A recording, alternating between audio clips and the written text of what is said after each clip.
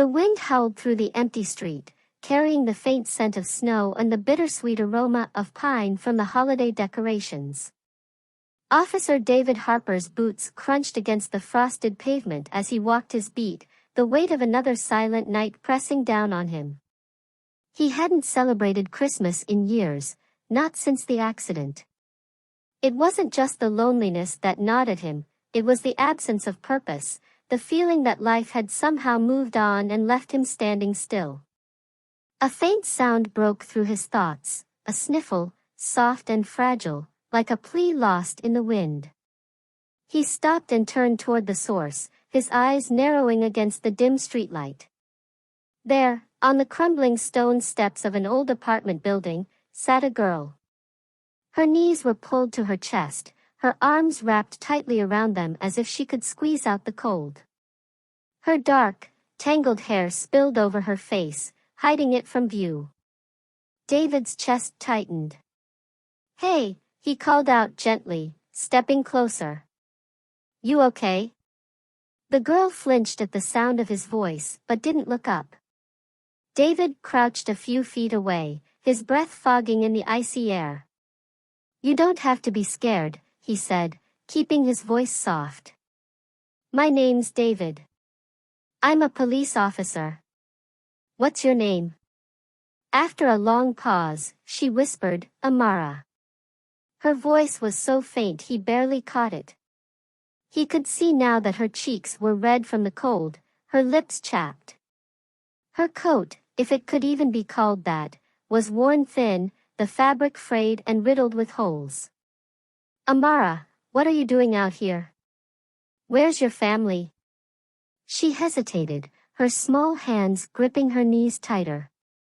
"I don't have one." The words hit David like a blow. He fought to keep his face calm, but inside, a storm was brewing. He'd seen neglected kids before, but something about Amara's quiet despair was different. "Are you hungry?" he asked, his tone more urgent now. Amara nodded, the tiniest movement, and David felt his heart crack. "Okay," he said, rising to his feet. "Let's get you someplace warm, and we'll figure this out together." Her head shot up for the first time, her wide, brown eyes locking onto his. They were filled with a mixture of fear and hope, a fragile hope she didn't seem ready to trust. "You're not gonna take me back to them, are you?" she asked, her voice trembling. David frowned. "To who?" "The foster home," she muttered, her gaze falling again. "They don't want me there. No one ever does." He swallowed the lump forming in his throat and extended his hand. "I don't know what happened before, but I promise you, you're safe with me. Let's go." Amara hesitated before reaching out, her fingers brushing his palm.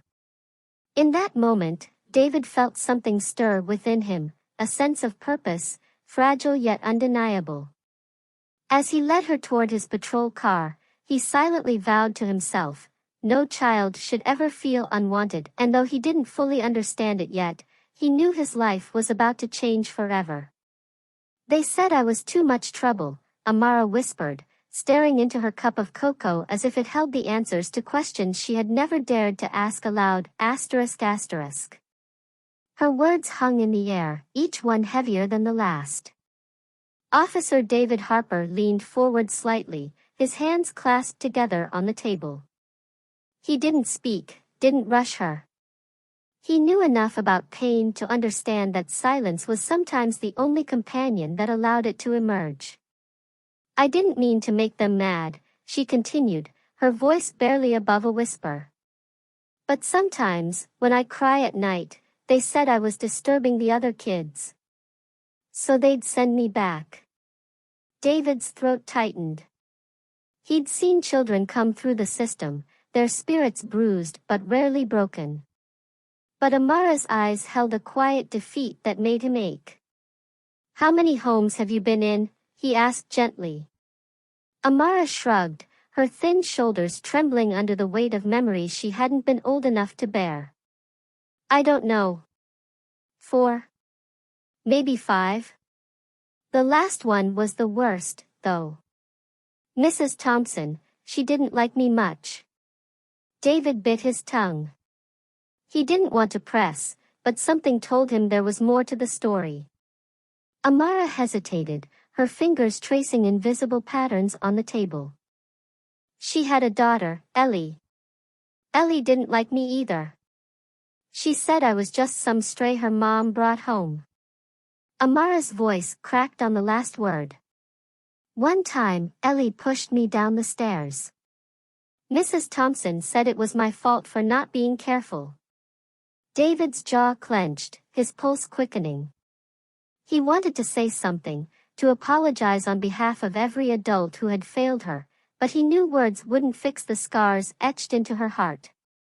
Did anyone ever try to make things better for you? He asked, his voice steady despite the storm brewing inside him. Amara's eyes met his for the first time. There was no hope in them, only a flicker of confusion. No one stays long enough to care, she said simply. I think my mom would've. But she's gone. David felt the air leave his lungs. He thought of his wife, Sarah, and the unfulfilled dreams they had shared. He thought of the nights he spent drowning in his own grief, and now he was sitting across from a child who had been swimming in it her whole life. Your mom, he said softly. What was she like? Amara's face softened, and for the first time, a ghost of a smile appeared. She used to sing to me. Even when we didn't have much, she'd make it feel like we had everything.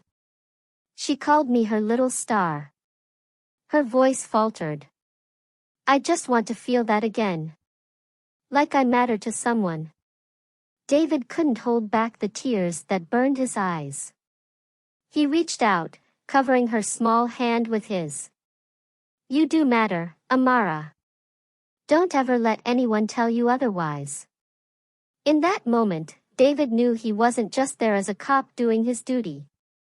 He was there for something far greater, something he couldn't yet explain but felt deeply in his soul. The fluorescent lights in the child welfare office buzzed faintly, casting a cold glow over the room.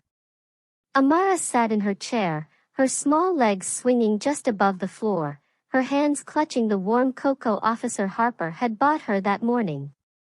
David stood to leave, his heart heavy but his duty clear. But just as his hand touched the door handle, a sudden sound stopped him in his tracks.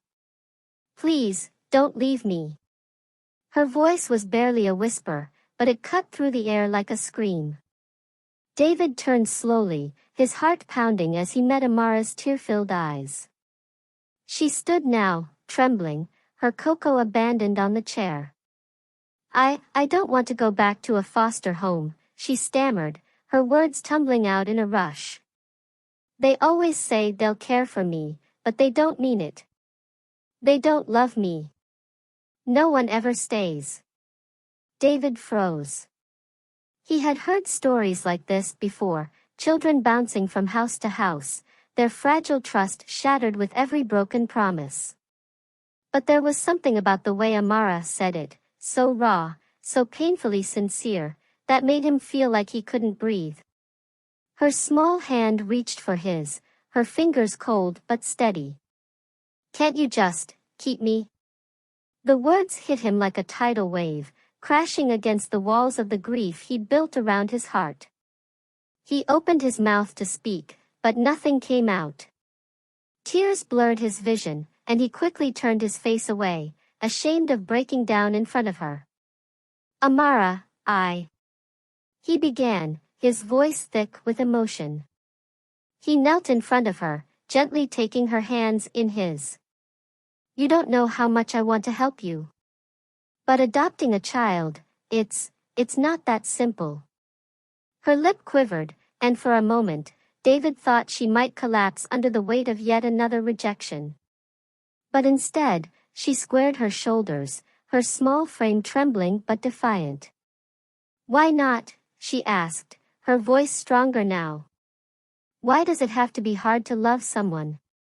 I can be good, I promise. I'll help with dishes, and I'll never make a mess. I just. Her voice cracked, and she choked back a sob. I just don't want to be alone anymore. David felt his heart shatter. He thought of the empty chair at his dining table, the silence in his home that had once been filled with laughter. And now, here was this little girl, offering him not just her trust but her heart, asking for something so simple yet so monumental.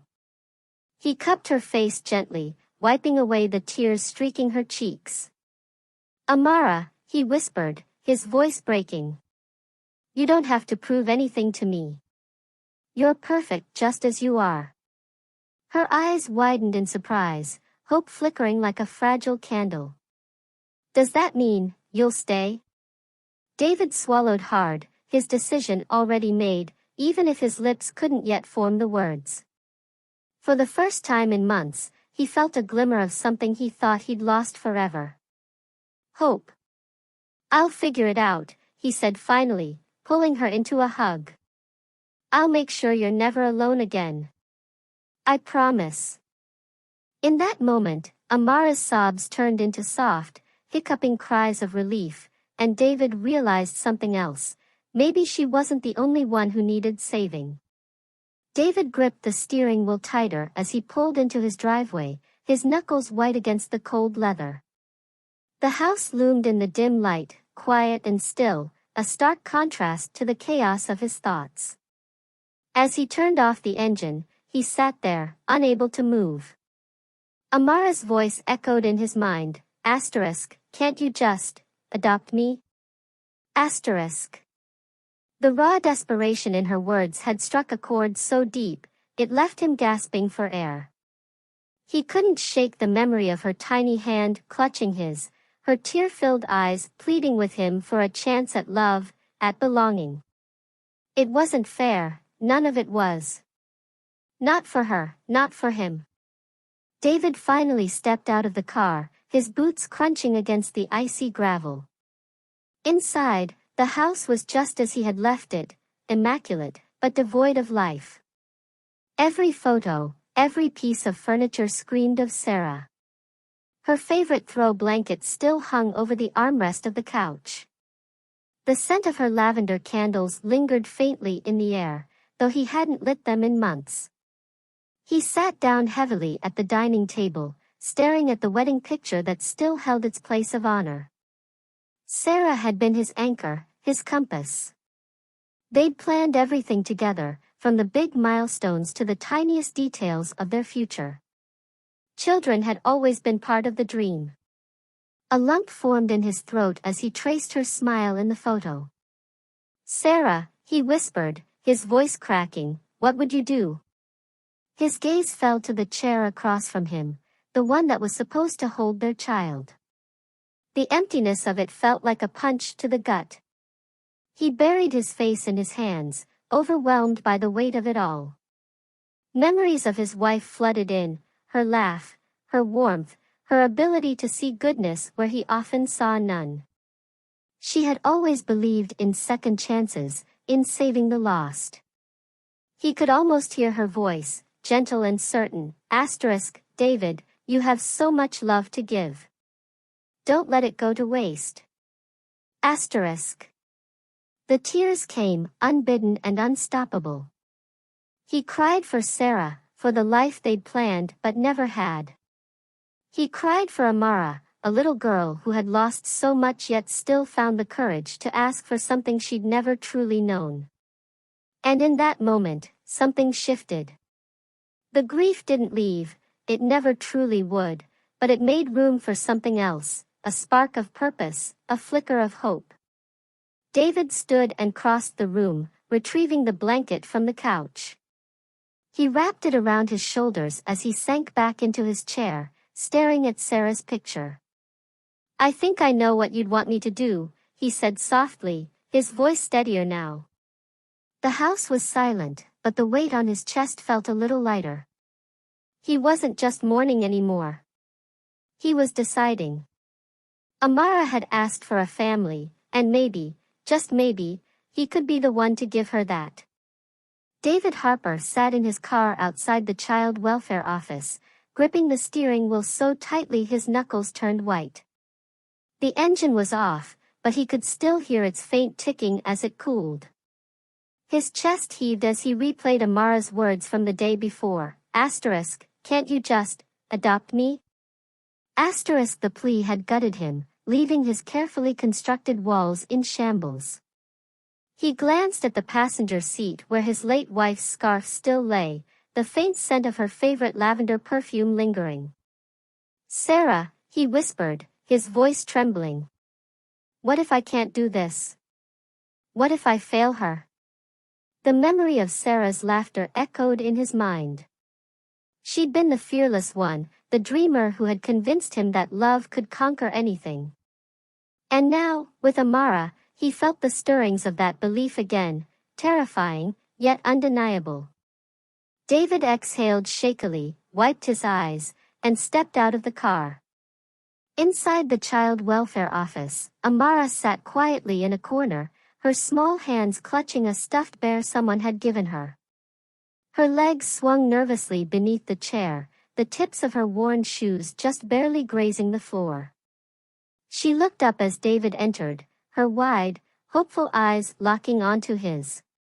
You came back, she whispered, her voice laced with disbelief. David's heart clenched. He knelt in front of her, leveling his gaze with hers. Of course, I did. For a moment, neither of them spoke. The room seemed to hold its breath, the muffled sounds of phones ringing and conversations fading into the background. Finally, David reached for her hand. Amara, he began, his voice thick with emotion, I thought a lot about what you said yesterday. And, if you'll have me, I would be honored to be your dad. Her lip quivered, her grip on the stuffed bear tightening. Really? She whispered, tears brimming in her eyes. David nodded, his throat too tight to speak. When Amara suddenly lunged forward, wrapping her thin arms around his neck, he felt the full weight of her relief, her gratitude, and her desperation. She sobbed against his shoulder, her small frame shaking as years of rejection poured out of her in waves. David held her tightly, his own tears streaming down his face. You're not alone anymore, he choked out. I promise you that. The child welfare officer approached them cautiously, her usual professional demeanor softening.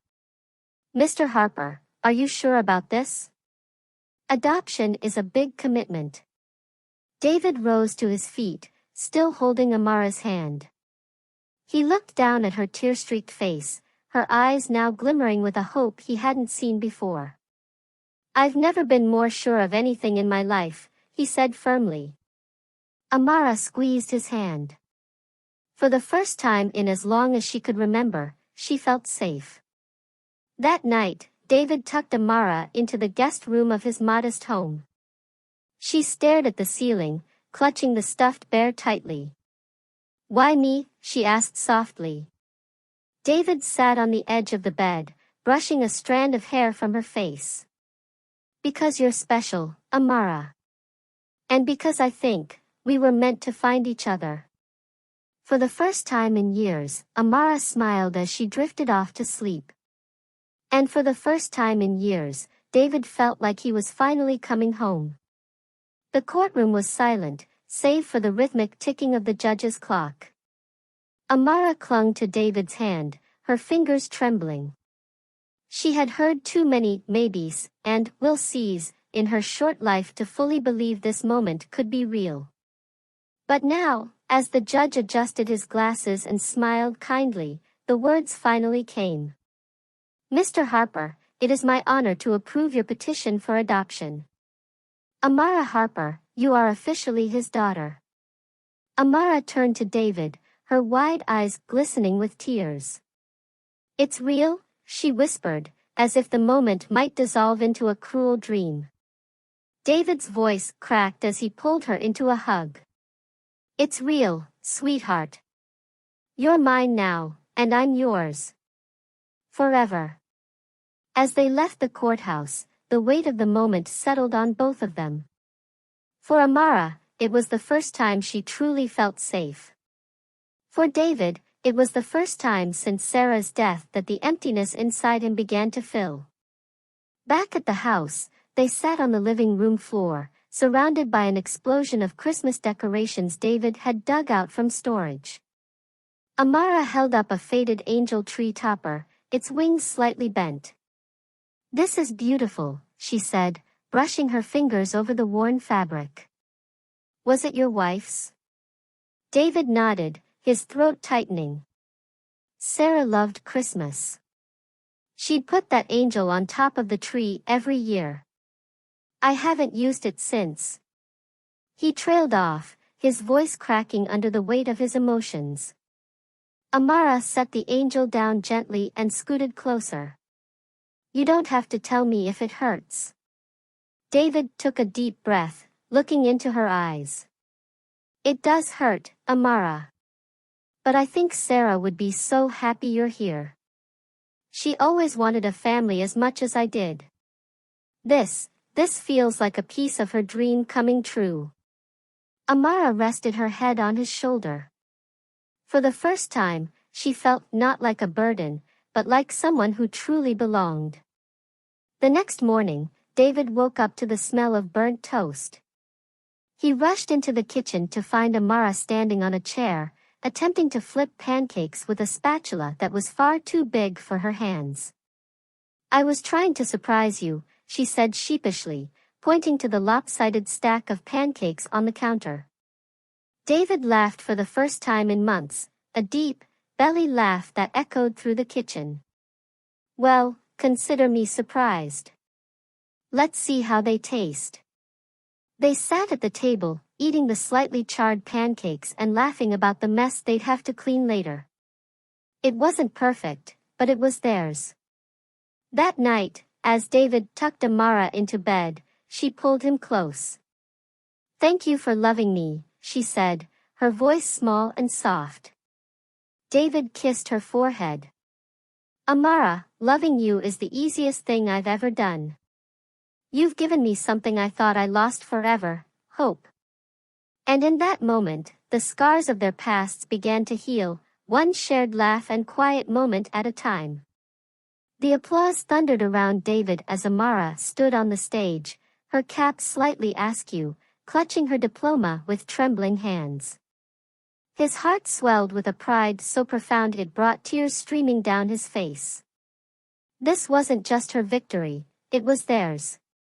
As she stepped off the stage, their eyes met, and she gave him the smile that had kept him going for over a decade. He clapped harder, shouting, "That's my girl." His voice cracked, but he didn't care. For a man who had once thought his life was destined to remain a hollow echo, this moment was everything. The ceremony ended, and families spilled onto the field in a joyous blur of hugs and photos. David found himself standing still, watching Amara weave through the crowd. When she finally reached him, she didn't hesitate.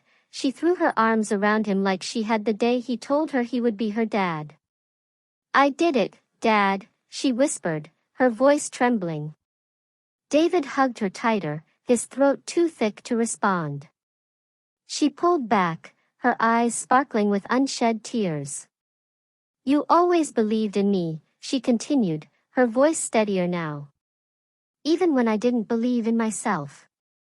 "That's what dads are for," he said softly, brushing a strand of hair from her face.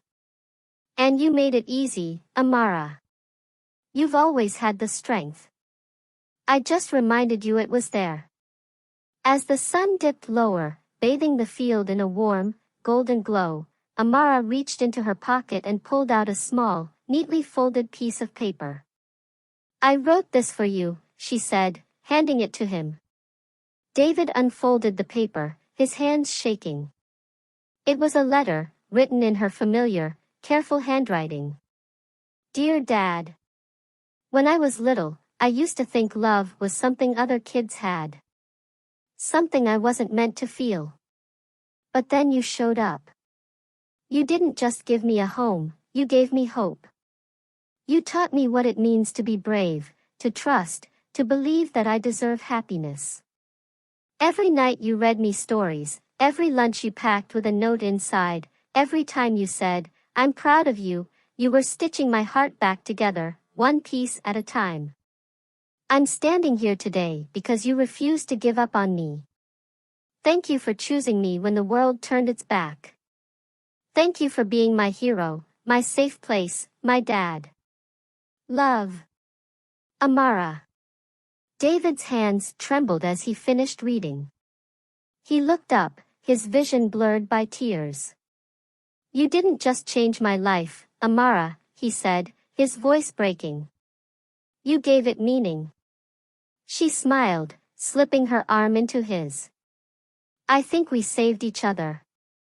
As they walked off the field together, the golden light casting their shadows long and intertwined, David realized something. Life had come full circle. In saving Amara, he had found himself, and together, they had built a life worth living.